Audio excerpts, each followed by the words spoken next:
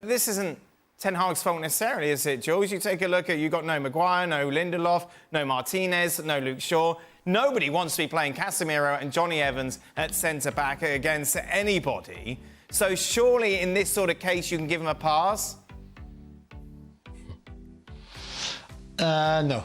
No pass. No pass. I mean, yeah, I understand the injury, and Ali mentioned all the names, and you've just mentioned Dan all the names, and it's not easy. We've seen other teams with a lot of injuries, like Chelsea, for example, have a whole team out, for example, too. And they still try. They try something different. They try to get along. They try to compete. Like Ali said, they try to be physical. At least you try to see something in the game. We saw nothing today from a United team that made Crystal Palace look like peak Barcelona under Guardiola. At least there was Messi, Wharton and Hughes, were Xavi and Busquets. It was just an embarrassment. And they've been embarrassed too many times this season. That's the thing. This is not the first time. They could hardly beat Sheffield United. They could not beat Burnley. They could not beat Coventry until they went to penalties. And today, they were just spanked again. And for me, this is one of the worst coach team in the Premier League this season, by far. I'm not really sure what Erik ten Hag, I don't even want to say his name. He's another Dutch guy. Here you go. I mean, it's just, I don't understand what they're doing. I know he will find another excuse tonight, like he always does. We talked about him on the show on Saturday night, about all his press conference and the ridiculous lines that he uses then. I mean, again, this one didn't age well for him when he said that United were the most entertaining team in the league this season, because tonight they were nothing but entertaining.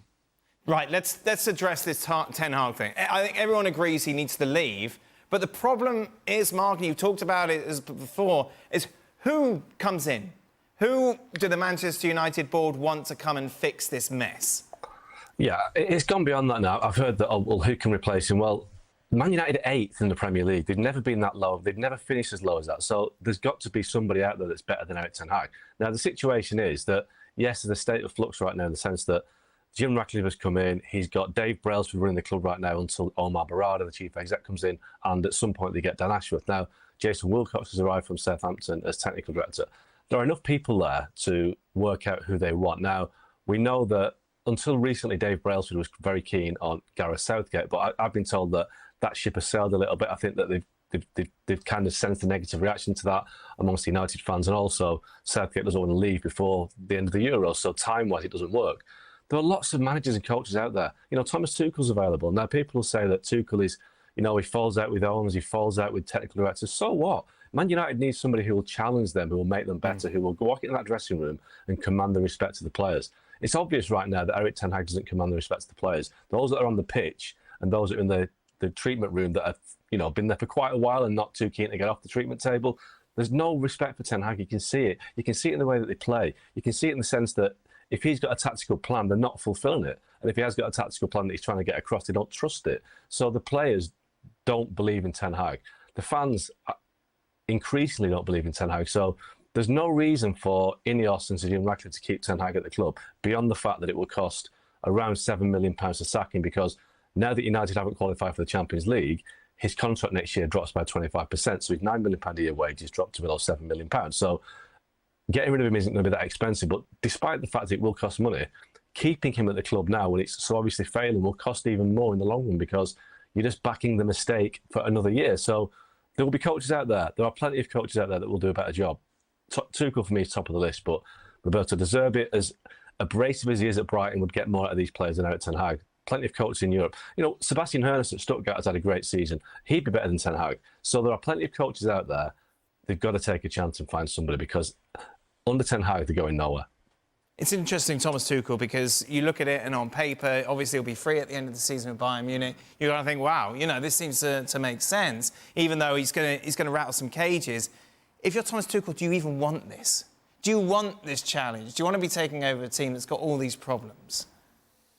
I mean, at some point, I think Thomas Tuchel would want to make sure that his reputation as a manager is strengthened by what he has achieved in the past and not weakened by what has happened at Bayern Munich. Now, potentially Bayern Munich could still win Champions League, right? So maybe what we consider to be a failure at Bayern Munich ends up being a triumph as he walks out the door. And if that's the case, there's no need for him to take over this mess, because people keep talking about the name of Manchester United, the power of the brand of Manchester United. Well, that's a damaged name and a damaged brand at this point, certainly on the field. And it's not a project. It's not a one-year project. It's not a one transfer market project. This is a project that takes over the whole organization. It's not just on the field. It's everything that leads to success to on the field needs to be changed and make sure that they're working for a common goal and that there is a plan in place and an identity as to what they want to be and how they're going to get to that point. And beyond all of that, once you figure all of that, then you have to say, well, who's the manager who's willing to take on this mess too? So to your point, you have to take. I don't think Manchester United is going to get a choice of the manager that they would want.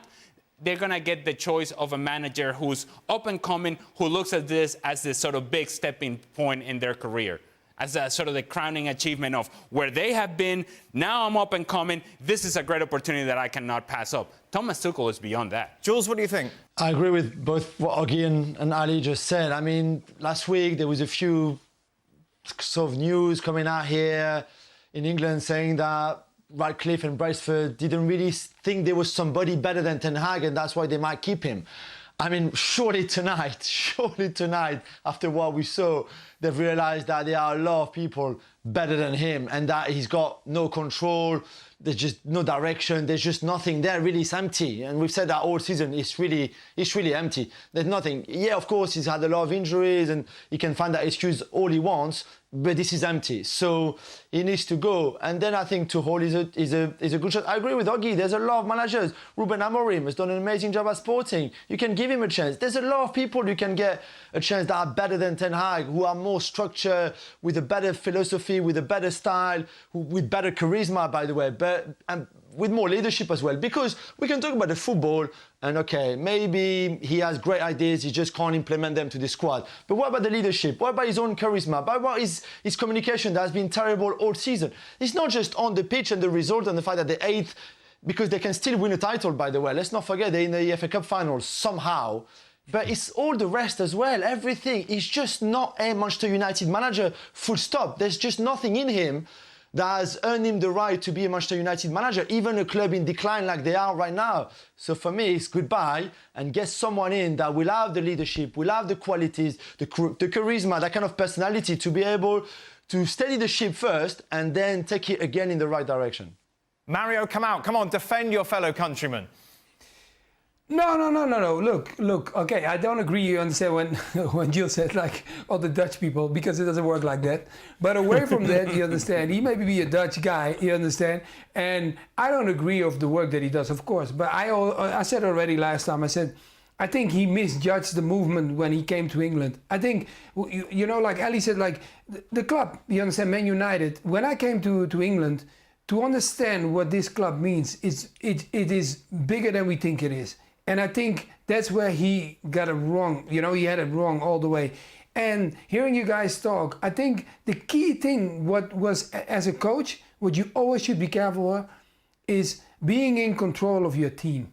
And I think now it's coming the moment that you never want, like, I give an example. Let's say the coach walks into, right? Ferguson, he walks into the corridor. Everybody's quiet in the dressing room. That is a leader because you don't want to talk. I don't think he has that. I don't think he has the moment, you understand. People walk, you know, the coach is coming, everybody's quiet.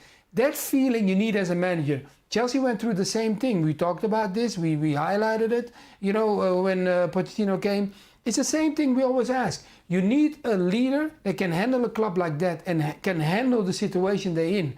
Even if someone comes, and we talked about Tuchel, don't forget, Tuchel maybe had moments when he were at other clubs, but when you're a competitor and you've been gone out of a team like Chelsea, you left them at a moment when you didn't want to leave them, you brought them trophies, was a lot of turmoil going on, and you had to leave. I don't think, if this moment will come across Man United, I don't think Tuchel will okay, he might well think like, ooh, should I do it? But I think he will. Because it's still uncompetitive. Every player is like that. You hurt him on one way, he might take the job. Looking at it overall, though, Mark, you look at the fact that Ten Hag had money in his pocket, you felt, going into the season, leading into the Carabao Cup, obviously the FA Cup final as well, Champions League. For you, which points, where did we go from there to this stage today? I think it all went wrong after they won the Carabao Cup last season. If you look at the way the results went, until the Carabao Cup final last season, they'd won about 70% of his games. After that, it fell off a cliff. The game immediately after that was a 7-0 defeat at Liverpool, and they haven't recovered since. And I think that defeat, it exposed the weaknesses of Ten Hag's tactics. His teams can't defend. I think teams have worked it out. And, you know, as Jules said before, that they're so poorly coached. They are poorly coached because time and time again, you've seen the same problems where they're getting hit on the counter-attack. There's nobody midfield. It's basically 5 against 3 or 2 every week. They're conceding 20, 30 shots a game because he hasn't been able to coach his players to defend. So the problem with the Premier League is it's very good and it's very competitive. And even if you're a good coach, there are 19 other top coaches who can work you out pretty quickly. Now, that's happened with Ten Hag, and he hasn't found a way around that to beat teams. Yes, he's had injuries, and I hear that, the injury situation all the time. But, you know, there are suggestions that he's trained his players too hard in the summer and they've not been able to come back from it. The pre-season was too heavy, it was too hard. Players are getting injuries. Casemiro's never had a muscle strain until this season. So are the injuries down to Ten Hag, or are they down to just bad luck? Basically, he's been found out in this big league. He's been the best team in Holland.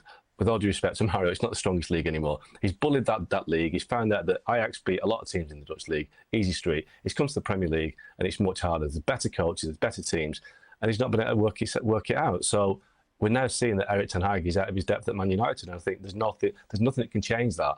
There's nothing that can solve that. He's just not good enough to compete at that level. We've seen that every week in the way his teams play, especially away from home. And I'm just looking at it from the perspective of the Manchester United players. When he's gone delusional with his comments to the press. That affects that. Well, I just think that if you're a player and you know the realities of your locker room and you know the realities of what's happening on the training field and then on the game field, and you're living through it, and you're listening to his speech, and you're listening to the coaching that is going on, or lack thereof, that is going on the training facility, and you're seeing it on a day-to-day basis, and then you go and hear what he has to say to the media, and in the manner in which he tries to explain who they are and why they are the way they are, and his explanations just don't match reality. And as a player, once you lose belief that that guy knows what he's talking about, the moment he walks in that locker room, he's no longer respected. And if you don't respect the manager, I don't care under what scenario, you're not going to play for him. You're not going to put yourself out there for him. Now, that you can question the players all you want and their professionalism. But if the leader of the team, the manager, comes across as delusional, as losing it, as a guy who doesn't know what he's talking about and doesn't have the solutions to the problems, guess what? The players are going to sit back and say, yep, go on. We are not jumping on this boat with you. You can drown yourself. We know, Jules, it's inevitable. Some pundits, certainly not on this show, will be saying, well, whoever comes in, they need to come out and they need to have a good clear out at Manchester United. The problem is, when you take a look at who they want to clear out, no one's going to take them, not at these sort of prices. You take a look at the size of some of these contracts, it's extraordinary. Yeah, it is. So the wages, the transfer fee, obviously, and not backed by the performance. That's the thing. If you have a player that you want to get rid of who's had a good season, but you just want to get rid of because he's over the age of 28, for example, or you want someone young, I don't know, there's a lot of reasons. It's easier to sell. If you try to sell a player that has been in shocking form like this United team pretty much all season, good luck, for Jason Wilcox and Dan Ashworth and all those people who are going to try to sell players this summer before buying, then it will be difficult. They want Branthwaite from Everton. Great. They're trying to swap Maguire and some money for Branthwaite. This is not Monopoly. We're not playing Monopoly here. This is not a game. This is a serious thing. This is a serious business. You can't just do things, hey, we love your young, really promising centre forward, and we've got this old guy that we tried to get rid of for the last 2 years, who's earning a fortune, by the way, Everton. Why don't you want Harry Maguire, please? It's just like, what is this? So I can't wait for the summer. And Augie is going to be at the heart of it, and I think it's going to be fascinating to see him reporting it and what they're trying to do. And to be fair, I feel for United fans, because I mean, today, imagine them traveling from wherever they were coming from all around the country to see this mess at Palace. And if they just think about what the summer could look like, it's scary for them. So I feel a little bit for them, but it's going to be a circus again, there's no doubt. How does your summer look then, Mark? Well, I mean, it's going to be the same again. Now, the situation with Man United is, and Jules is right, they've got a lot of players on big money and big contracts, but the real kind of catch here is that nobody in the game has got any money. So the clubs that have got money, Real Madrid, well, they're going to spend it all on Mbappe's wages and his signing-on fee. Man City have got money to spend, but they'll spend it on good players. Then you look at teams like Brighton, Brentford, other clubs in the Premier League that are well managed. They're not going to want to take Man United's cast off. So they've got a lot of players who, especially those with a year left on the contract, who they just can't get rid of them. So they've got a lot of players they want to get rid of, but there's nobody out there to take them. So it's a perfect storm for Man United. They really can't move forward. I don't think they can actually move forward properly until the summer of 2025. And that's really bad news for anyone that's listening as a Man United fan. But the way the market is this summer and the way that their squad is structured in terms of the contracts left, they're going to find it really difficult to get players out, which means it's going to be difficult to get players in. And it is a catch-22 because the manager's not good enough, but the vast majority of the players aren't good enough. The players that played tonight and that have played for much of this season, they're not Man United quality, they're not Man United level. But what is happening now is just the culmination of 10 years of terrible recruitment. You've got people like Diogo Dalot, Aaron Wan-Bissaka, who are just not good enough for Man United, but they've been there forever. And they're still there. And you've got people like Victor Lindelof, who's not playing at the moment. Again, he's been there forever. So you've got all these players that have gradually, over the years, dragged down Man United's level to the point where they're 8th in the Premier League. And you have to say, of the 7 teams above them right now, how many of those teams will take Man United players right now? I can't think of any. Maybe Bruno Fernandes, maybe Marcus Rashford if he's any good on a good day. But the 7 clubs above Man United wouldn't touch those Man United players. They are where they should be. And that is the indictment of Man United right now. Just one last thing on all of this, and I feel we've got to do due diligence. Mario, Crystal Palace were brilliant. The guys up front, Olise, Eze, Mateta, those are guys, they know each other, they know how to play. In the middle of the park, they just keep it defensively. They were incredible. But also the energy levels, I think that's very important. So I think they played against a team that had so many new managers, so many players coming in, that they are struggling to make a team out of it. And Crystal Palace was ready for Man United. They were ready for it. Could they do it like a Villa next season, Jules? You do wonder had Glasner arrived in July, for example, instead of Hodgson to start the season, if Eze and Olise had been fit the whole season. Because actually, I looked it up the other day, the 3 of them, the 3 that Mario just mentioned, Eze, Olise, Mateta, have only started 20% of their game in the Premier League this season. And this coincides with this great run that they're having at the moment, where they're destroying teams at home, especially away. It's a bit more difficult at times. But I like his back 3. I like Wharton, especially, has been a great signing for them. He was really good in the Championship, but the step up from the Championship to the Premier League is not easy at all, even when you're a young player, especially maybe when you're a young player. And he's done so well. So, yeah, I think next season, maybe not to the level of Villa just yet, because top 4 straight away from 14 they are right now is not easy. But certainly a top 10 finish, I think, and to continue that progression would be very interesting. Let's sell it like that. Real Madrid, our favourites to advance. Bayern Munich 3-2 on Wednesday. Is this a stupid question, Ali? Archie. Yeah, go to Archie. Is this almost a free hit for Bayern? Shut up, Jules. Is this a free hit for Bayern, given their season and given how they've already kind of overachieved in the Champions League by comparison? No, it's a Champions League semi-final, and Bayern Munich expect themselves to be there in a final, regardless of what the state of this team has been this season. And even after what's been going on right now, how they have been humiliated with their search for a new coach, I think the club officials could do with more of a spotlight being on the team being successful on the pitch in some way, even if it does actually create still more embarrassment for them in the fact that, hang on, you chose to let this coach who is going to take you to a final, if they were to get there tomorrow on Wednesday night, you've chosen to let him go. So, yeah, either way, the Bayern hierarchy will continue to lose right now, because if they go out on Wednesday night, then there's just more pressure on who exactly the new coach is going to be. And the new favourite, Dan, is a guy called Erik ten Hag, who was Bayern Munich's second team coach. No. Oh, my God. I didn't realise the budget meant you're doing the jingles now as well. Erik ten Hag was Bayern Munich's second team coach between 2013 and 2015. He was a candidate to take over after Hansi Flick left the club in 2021. So it's not all that surprising a name to see. Wow. But that's the new name which is being spoken of the highest, I would say, in Germany right now. That's what the most sources are corresponding with. And it's not ideal, but Bayern Munich are not used to being last to pick. That forever, they've been having first pick of coaches who they've wanted. And now, having been turned down by Xabi Alonso, which they weren't expecting, Julian Nagelsmann also weren't expecting, and Ralf Rangnick, which just felt very naive amongst all of them, then they are lost. And you look at those coaches that I've just named you, they do different things. And it tells you how lost Bayern Munich are right now in terms of what they're looking for.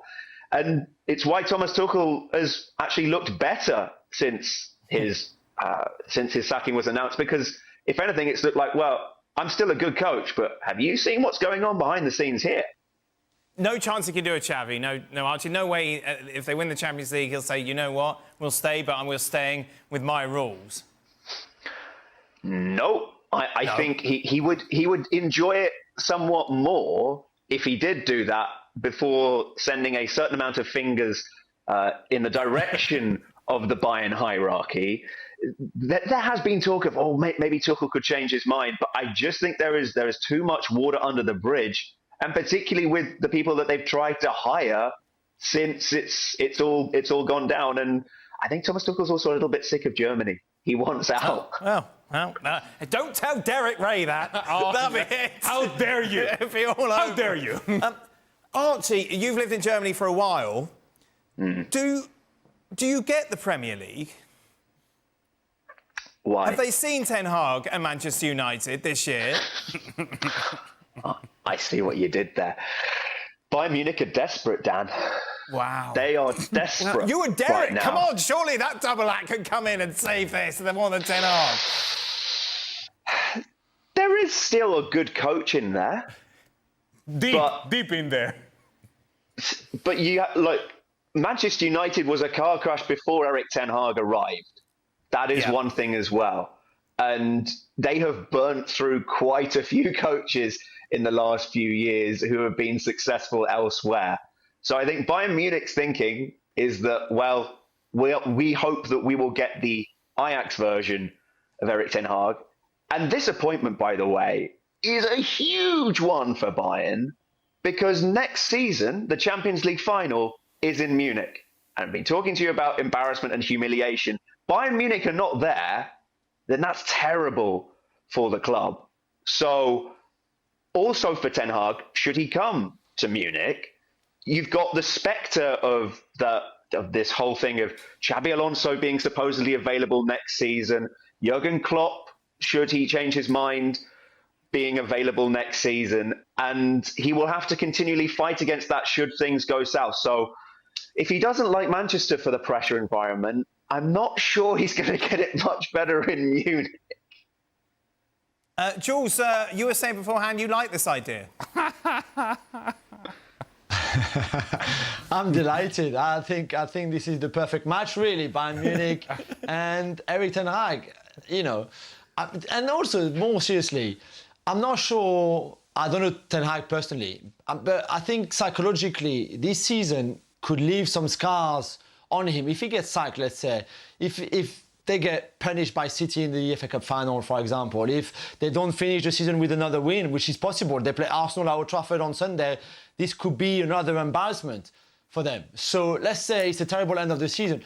I'm not sure it will ever be the same after those 2 years, especially the second one at United, where he's been all over the place. So I I understand what Archie's saying and the Germans seems to have a different perception than the rest of the world have on players and managers. They seem to remember quite well things that happened 10 years before, and if you were good 10 years ago, they still assume that you're still very good 10 years later, even if everything has improved and changed and evolved and everything. So I can see that side of Bayern Munich's decision to maybe go for Ten Hag, but outside of that, it doesn't make sense to me. Felt like a bit of German bashing there, Archie, to be honest. Well, let me... And we don't want that.